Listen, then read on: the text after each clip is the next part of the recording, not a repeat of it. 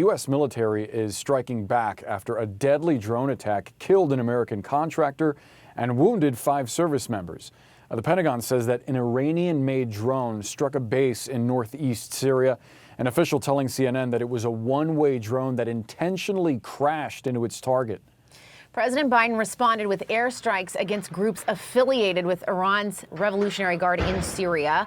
What you're looking at is social media video that appears to show the flaming aftermath of the U.S. strikes. I think we're going to go to the Pentagon right now, where we're expecting to get a briefing on this. Let's see if we can listen in on that. Hasaka in northeast Syria at approximately 1:38 p.m. local time. Secretary Austin, at the direction of President Biden, authorized U.S. Central Command forces to conduct precision strikes into eastern Syria against facilities used by groups affiliated with Iran's Islamic Revolutionary Guard Corps. The airstrikes were conducted in response to yesterday's attack, as well as a series of recent attacks against coalition forces in Syria by groups affiliated with the IRGC.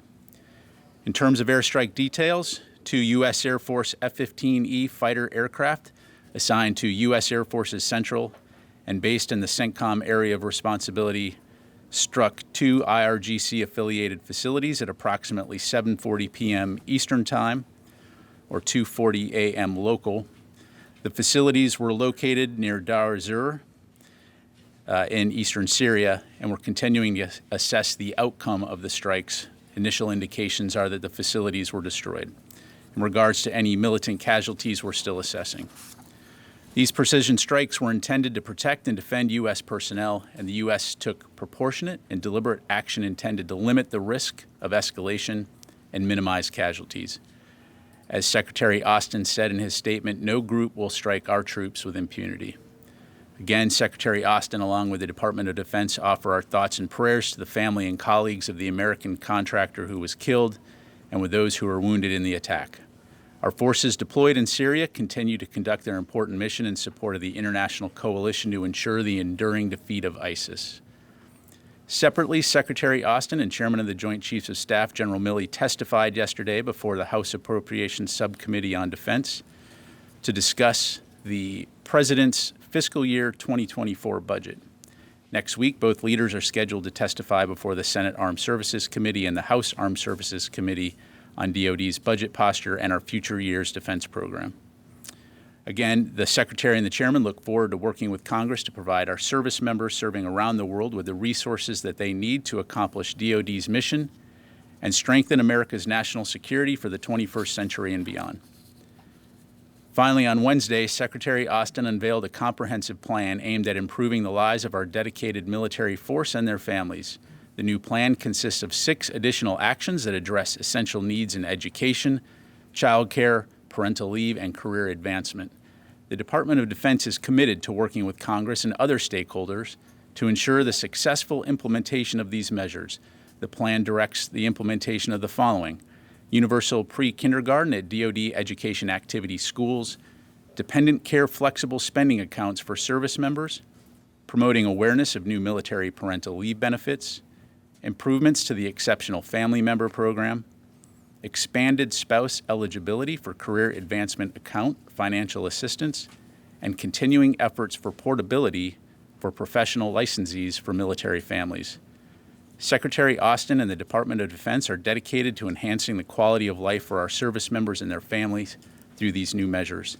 The DoD will collaborate with Congress and state partners to ensure the successful implementation and ongoing support of these initiatives. The memorandum and additional information can be found on the DoD website.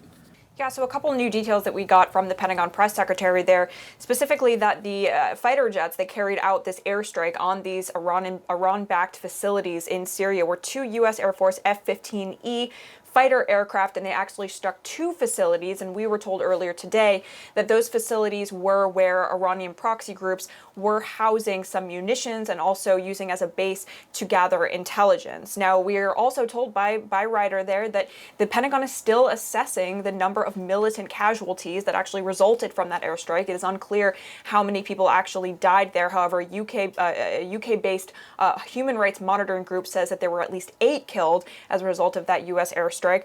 But look, there were a lot of questions here about why that couldn't have been, that Iranian drone strike could not have been prevented, right? Because the point was made that these drones don't move very quickly, and that perhaps the base could have taken some measures to try to take it down before it crashed into that facility that was housing U.S. personnel. And the answer that we got from the Pentagon press secretary there was that they're essentially assessing what happened here. It is his understanding that the radar was all operating pretty correctly. And so the question now is, what can they do better to mitigate that potential risk in the future? And he did say that U.S. Central Command is carrying out an assessment right now about how they can better protect U.S. troops and personnel stationed there. Only the latest in a round of attacks from these Iranian-backed groups. Some 80 drone or rocket attacks on U.S. troops in that region since the beginning of 2021. Natasha Bertrand from the Pentagon, thank you so much. Let's get some perspective now from retired Brigadier General Peter Zwack. He's a Wilson Center Global Fellow at the Kennan Institute. Sir, thank you so much for being with us. And as we noted that statistic, 78 drone or rocket attacks on U.S. troops in that area since 2021. Obviously, there Brigadier General Pat Ryder asked about the security of these facilities. Look, the focus of the United States from a security perspective obviously is on Eastern Europe, it's on the Pacific, but is enough being done to protect and fortify our assets in Syria in this fight, continuing fight against ISIS? I believe that the forces on the ground, force protection in these type of environments, and I've seen it, is paramount. But the nature of war, the unpredictability of conflict, it's not perfect. It's not a perfect science, and sometimes missiles or drones will get through. I think that what we would note is that this is when you look at the whole picture, fairly rare, but it did happen.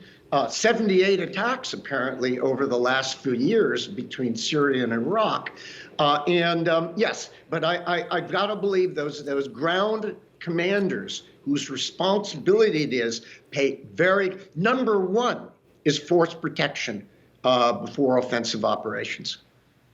And General, we know that Iran often uses these proxy groups to carry out these attacks, which is what apparently reportedly happened here. Help us understand why they do that. Does that allow them to keep their hands clean, as it were? We heard that reporter trying to press the general there about if Iran was responsible for this American death, and he didn't quite, he just stopped short of saying that they were. What do you make of all of that? Well, the proxy forces, when we hear of that, we think of, first of all, there is the IRGC, Revolution Guard, and they kind of are the, if you will, managing and quarterbacking. However, you've got Shia militias in there, you've got locals, and you have also, in fact, Deir ez-Zor, where we saw the attack yesterday, was site of a very, very, very tough U.S. and ally engagement with Russian proxies. There are an overestimated 200, including the Wagner Group in 2018. So there is a swirl of different activities. Now, the key point with the Iranian proxies is where they really have a swath that goes through Syria's sort of Wild West South, is also risks, and it makes the Russians crazy, getting the Israelis more involved. And the Israelis have done a number of these type of strikes that we are doing now against the Syrians and the Iranians as well. It's a complete mix of groups, proxies, countries. Up in the Northeast, you've got the United States, you've got Russians, you've got Turks, you have the Syrians, and you have the Kurds, and all of that is working. And in there you have these sort of, difficult to identify allegiances of groups that shift from time to time. Right. Yeah, a lot at play there. Retired Brigadier General Peter Zwack, thank you so much for your analysis there. We appreciate it.